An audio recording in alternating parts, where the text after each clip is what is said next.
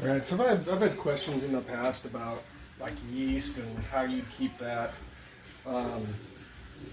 So one of the things I'm going to talk about is kind of how in an emergency situation you can expand your yeast without really using any more. So this Red Star is the brick that I usually keep in our pantry in our long-term.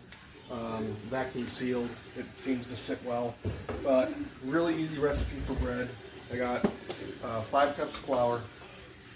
I'm gonna put a little bit of sugar in there,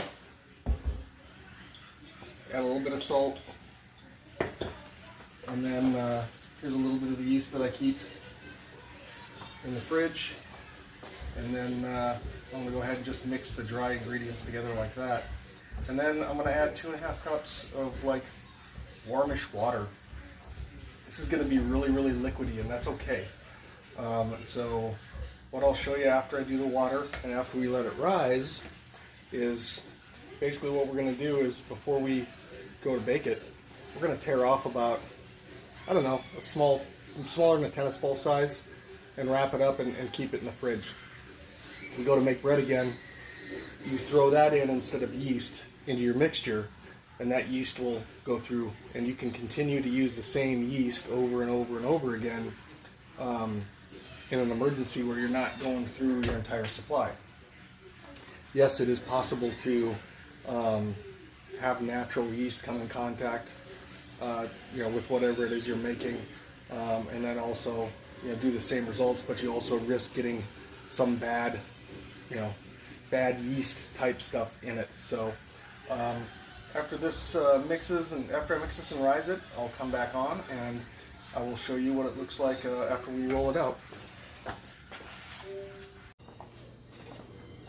Alright, so it's risen for about 4 hours or so, and you can see the difference in this dough.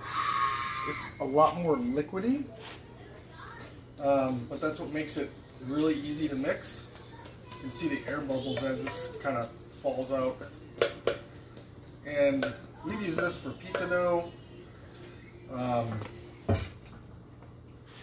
basically now what I'm going to do, because this flour here is going to feed a little bit, I'm going to do 4 folds, 1 from each compass direction.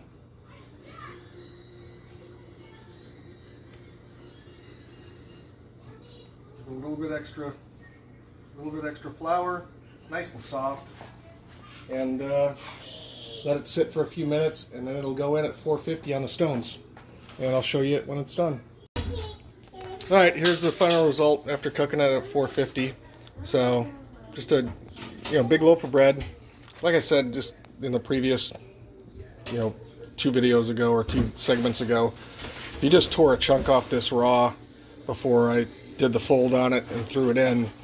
That's what you'd hold on to put in your next batch, and then literally you could just keep using that as your yeast, and you don't need to use new yeast again. So that was kind of the point of this.